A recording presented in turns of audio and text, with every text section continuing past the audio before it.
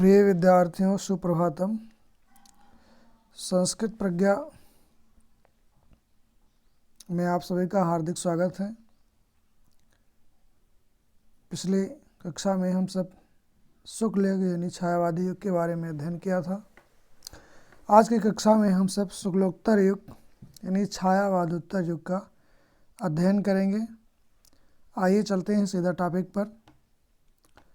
सन 1936 ईस्वी के बाद देश की स्थिति में तेज़ी से परिवर्तन हुआ। हम कल्पना के लोक से उतरकर ठोस जमीन पर आने की चेष्टा करने लगे थे। राष्ट्रीय सांस्कृतिक चेतना से प्रेरित लेखकों ने यथार्थवादी जीवन दर्शन को महत्व देना आरंभ किया। देखिए, शुक्लोत्तर युग सन 1936 के बाद से प्रारंभ हुआ, जिसे आप छायावादोत्तर युग के नाम से भी जानते हैं। तो विद्यार्थी, यहाँ से प्रश्न बनना ही है, इसको अनावश्यक मत समझें, उसको आप अध्ययन अवश्य करें। छायावादी युग के कई लेखक नई भूमि पर पदार्पण। देखिए, छायावादी युग के कई लेखक नई भूमि पर पदार्पण यानी पैर रख दिए थे। नवीन युग चेतना, नए युग की चेतना के अनुसार साहित्य रचना में प्रवृत्त हुए। प्रवृत्त मतलब लग गए। इसके फलस्वरूप 1938 ईस्वी के बाद के साहित्य को छायावादोत्तर कहा गया है। मतलब 1919 से 1938 तक जो है आपका छायावादी युग चला, शुक्ल युग चला।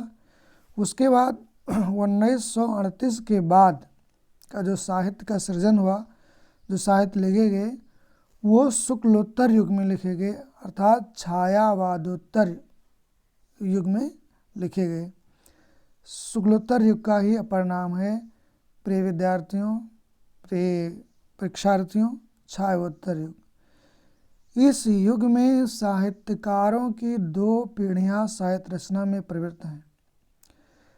एक पीढ़ी उन साहित्यकारों की है जो स्वतंत्रता प्राप्ति के पूर्व से लिखते आ रहे थे और उसके बाद भी सक्रिय रहे, और दूसरी पीढ़ी उन लेखकों की है जो स्वतंत्रता प्राप्ति के बाद साहित्य सृजन में प्रवृत्त हुए हैं। मतलब स्वतंत्रता जब मिली 15 अगस्त 1947 के बाद, तब भी वो रचना के बाद लगे। तो ये दो भाग में बटा, दूसरी पीढ़ी लेखकों जो स्वतंत्रता प्राप्ति के बाद लगे, और इससे पहले भी जो थे वो स्वतंत्रता के पूर्व के लोग थे।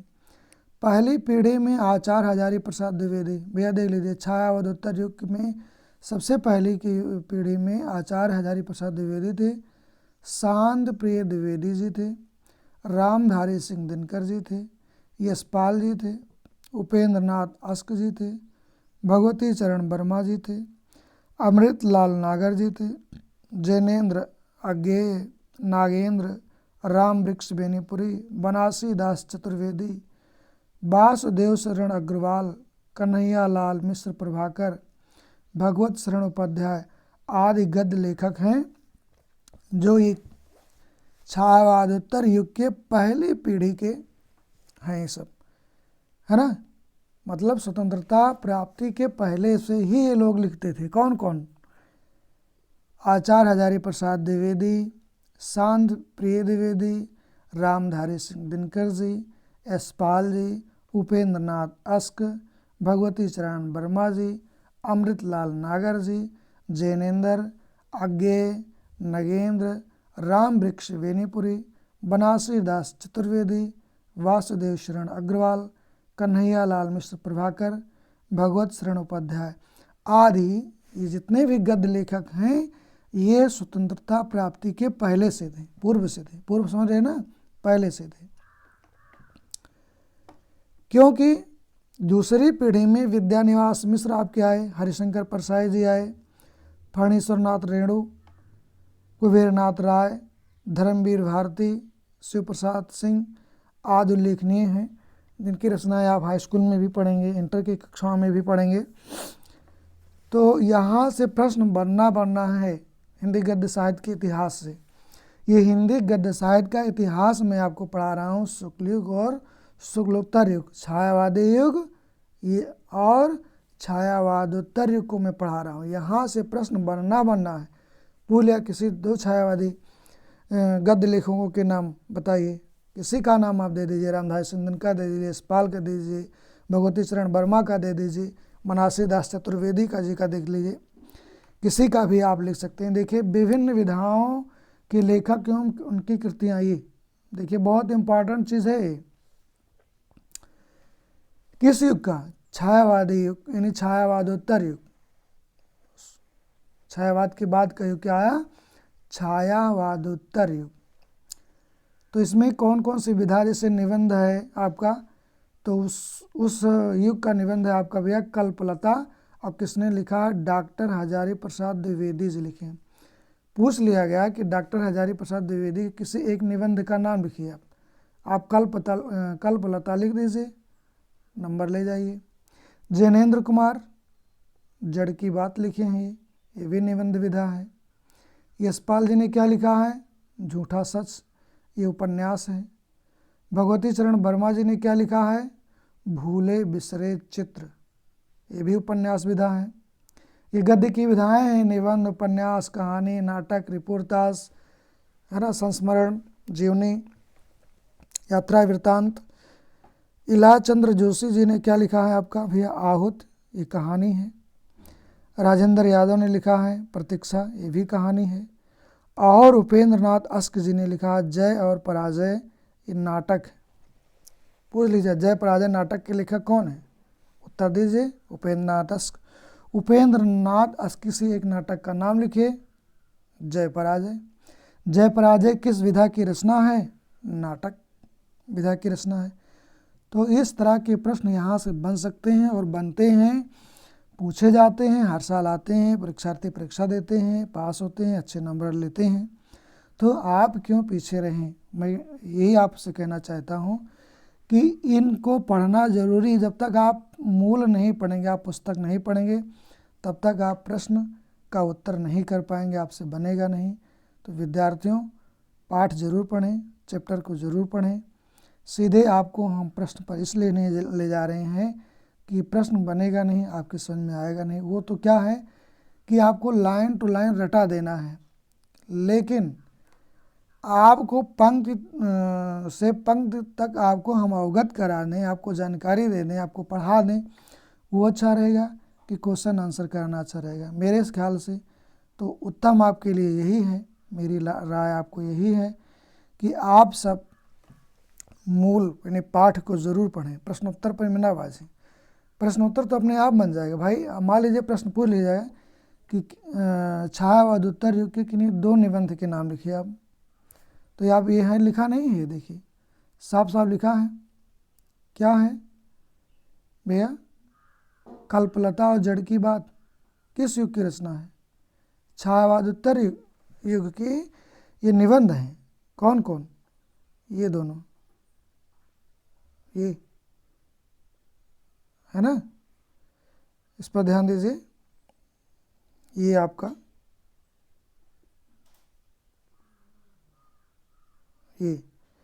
ये है आपका गद्य विधा का निबंध, है ना। तो इस पर आप सब को ज़रूर पढ़ें। यह प्रश्न बन गया कि छायावादोत्तर युग के किन्हीं दो उपन्यासों के नाम लिखिए। आप लिख लीजिए झूठा सच और भूले बिसरे चित्र। झूठा सच उपन्यासकार हैं यशपाल, भूले बिसरे चित्र के उपन्यासकार हैं भगवती चरण वर्मा। तो प्रश्न बन रहा है यहाँ से, नहीं बन रहा है। कहानी आहुति कहानी के लेखक हैं इलाज चंद्र जोशी। प्रतीक्षा कहानी के लेखक हैं राजेंद्र यादव। और जय पराजय नाटक के नाटककार हैं उपेंद्र नाथ अस्क। देखिए भैया, जो नाटक लिखेगा उसको नाटककार बोलते हैं, जो कहानी लिखता है उसको हम कहानीकार बोलते हैं, और जो उपन्यास लिखता है उसको हम उपन्यासकार कहते हैं, है ना। और जो निबंध लिखता है उसको हम निबंधकार कहते हैं। निबंध लिखने वाले को निबंधकार, निबंध लिखने वाले को क्या बोलते हैं? निबंधकार। ठीक, इसको बा बना लीजिए। और उपन्यास लिखने वाले को हम क्या बोलते हैं? उपन्यासकार। ठीक, कहानी लिखने वाले को हम क्या लिखते हैं, क्या बोलते हैं? कहानीकार। क्या कहते हैं? कहानीकार। और जो नाटक लिखता है उसको हम क्या बोलते हैं भैया? नाटककार। क्या बोलते हैं? नाटककार बोलते हैं उसको।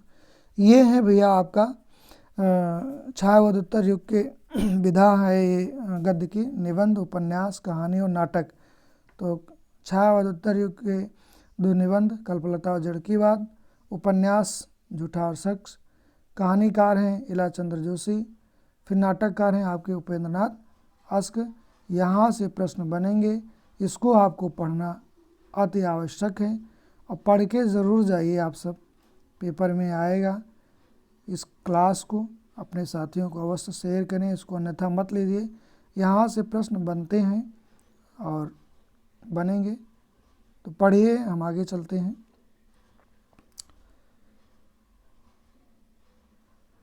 जैनेंद्र जी हैं आपके, और यहाँ से ले लेते हैं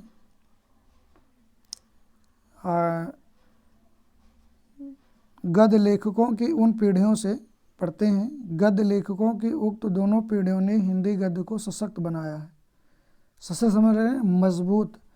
सशक्त का मतलब होता है प्रिय विद्यार्थियों, परीक्षार्थियों, मजबूत। उसकी शब्द संपदा में वृद्धि की है, उसे जीवन की बाह्य प्रवृत्तियों से क्या किया है? परिस्थितियों से बढ़ाया। सामाजिक संबंधों, विसंगतियों, आधुनिक मानव के आंतरिक द्वंद्वों एवं तनावों को व्यक्त करने में सक्षम बनाया है। अनेक नवीन कलात्मक गद्य विधाओं का विकास किया और सब मिलाकर उससे राष्ट्रीय गरिमा प्रदान की है। शुक्लोत्तर युग के निबंधकारों में मानवतावादी दृष्टिकोण के सशक्त प्रतिपादक आचार्य हजारी प्रसाद द्विवेदी सर्वश्रेष्ठ निबंधकार हैं। बढ़िया, देख लीजिए, शुक्लोत्तर युग के सशक्त और सर्वश्रेष्ठ निबंधकार कौन है? हजारी प्रसाद द्विवेदी जी। देखो यहाँ प्रश्न बन रहा है कि नहीं बन रहा है? छायावादोत्तर युग अर्थात शुक्लोत्तर युग के प्रमुख निबंधकार हैं तो यह हजारी प्रसाद द्विवेदी जी हैं, आचार्य हजारी प्रसाद द्विवेदी। यात्रा संबंधी निबंधकारों में राहुल सांस्कृत्यायन यात्रा वृत्तांत बहुत लिखे हैं। देवेंद्र सत्यार्थी के नाम उल्लेखनीय हैं। प्रभाकर माचवे, कन्हैयालाल मिश्र प्रभाकर, धर्मवीर भारती, यज्ञेय दिनकर आदि ने भी इस क्षेत्र में कार्य किया है। पंडित बनारसी दास चतुर्वेदी का नाम संस्मरणात्मक निबंधकारों में अग्रगण्य है। कोई पूछ ले, प्रश्न बनता है यहाँ। देखिए क्या प्रश्न बन रहा है कि संस्मरणात्मक निबंधकार हैं, तो उत्तर क्या जाएगा? पंडित बनारसी दास चतुर्वेदी जी। ये पंडित बनारसी दास चतुर्वेदी जी ये क्या हैं? संस्मरणात्मक निबंधकार हैं, संस्मरण लिखने वाले हैं। इस युग के कहानीकारों में अज्ञेय जी भी हैं, जैनेंद्र कुमार जी हैं, इला चंद्र जोशी हैं, यशपाल जी हैं, उपेंद्र नाथ अस्क हैं, भगवती चरण वर्मा हैं, आचार्य चतुर्सेन शास्त्री हैं, विष्णु प्रभाकर हैं, अमृतलाल नागर आदि हैं।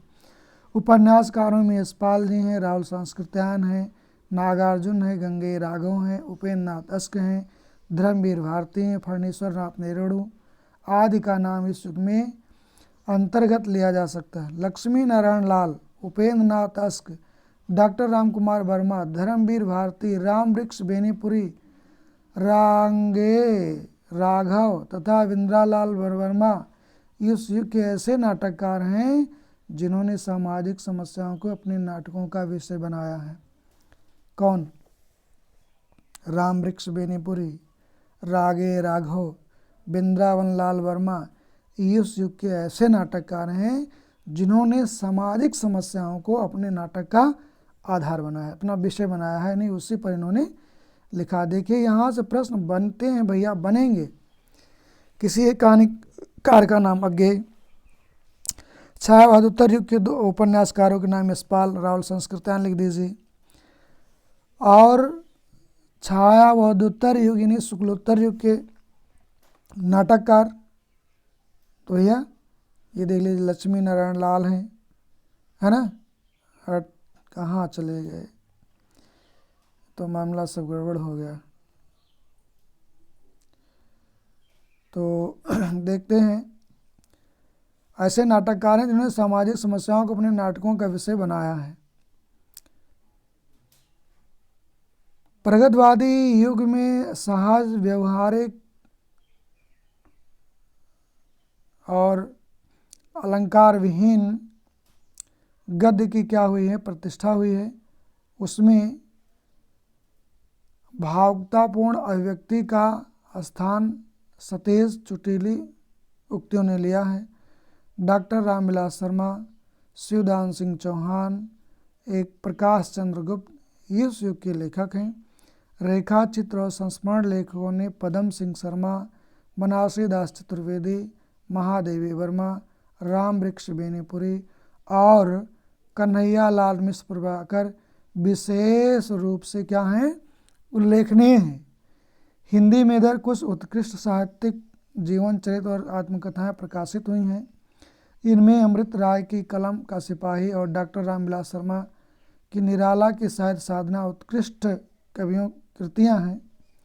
आत्मकथाओं में डॉक्टर राजेंद्र प्रसाद की आत्मकथा के बाद पांडे बेचन शर्मा उग्र की अपनी खबर और बच्चन की क्या भूलूं क्या याद करूं, नीड का निर्माण आदि कृतियां लोकप्रिय हुई हैं। आज निबंध, नाटक, कहानी, उपन्यास आदि के अतिरिक्त डायरी, रिपोर्टाज, फैंटेसी, रेडियो रूपक आदि कितनी ही नई विधाओं के अंतर्गत उत्तमोत्तम साहित्य की रचना हो रही है। इसके अतिरिक्त विभिन्न विश्वविद्यालयों में प्रतिवर्ष जो शोध प्रबंध निकल रहे हैं, उनके द्वारा वैज्ञानिक विवेचन, विश्लेषण तथा मूल्यांकन के लिए पूर्ण सक्षम हिंदी गद्य का स्वरूप विकसित हो रहा है। अब हिंदीतर प्रदेशों के लेखकों में हिंदी में रुचि लेने लगे हैं। विदेशों में भी हिंदी का प्रचार बढ़ रहा है। हिंदी विषय का भविष्य उज्जवल है और विश्व स्तर पर प्रतिष्ठित होने पर संभावना बढ़ रही है। आइए देखते हैं यहाँ से प्रश्न क्या क्या बन सकते हैं। देखो यहाँ सादा पेज कुछ समय मिल रहा है, तो यहाँ कुछ प्रश्न बना लेते हैं, है ना। जैसे है आपका आत्मकथाओं लेखक, आत्मकथाकार हैं डॉक्टर राजेंद्र प्रसाद, ये आत्मकथाकार है ना। आत्मकथा के बाद पांडे बेचन शर्मा उग्र की अपनी खबर ये क्या है, आत्मकथा है। यानी प्रश्न बन गया, मान लीजिए छायावादोत्तर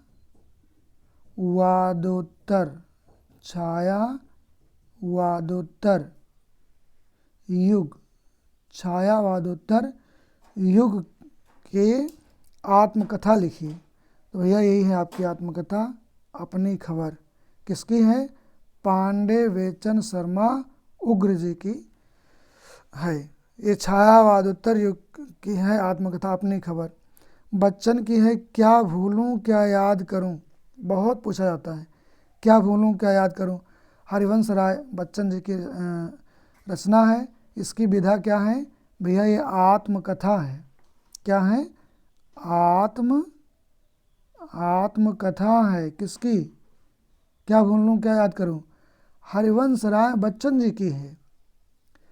और नीड का निर्माण आदि कृतियां लोकप्रिय हुई। लोकप्रिय समझ रहे हैं ना, प्रसिद्धि को प्राप्त किए हैं, लोग बहुत इसको पसंद किए हैं।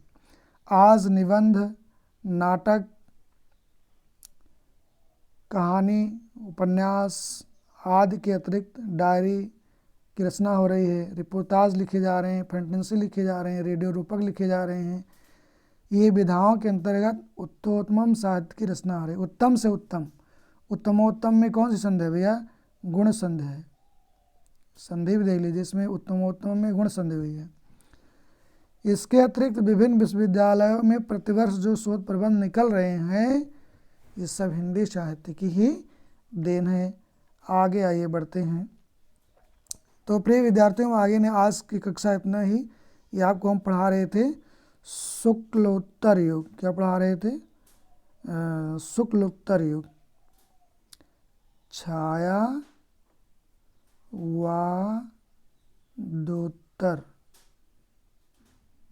छायावादोत्तर युग या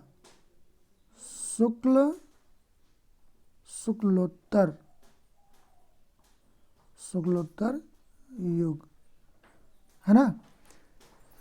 और इसमें संधि है। अगर मान लीजिए संधि दे दिया गया भैया छायावादोत्तर युग में कौन सी संधि है या शुक्लोत्तर युग में कौन सी संधि है, तो शुक्लोत्तर युग है। तो प्रिय विद्यार्थियों, शुभकामना के साथ सभी को सादर अभिवादन। यदि वीडियो आपको पसंद आया है तो अपने साथियों को शेयर अवश्य करें। क्या बोलते हैं? शेयर, है ना। देखिए ज़्यादा नहीं है, लेकिन थोड़ा सा आप ये मेरे लिए कीजिए। ये वीडियो को आप शेयर ज़रूर करें और लोगों को सब्सक्राइब कराएं, है ना।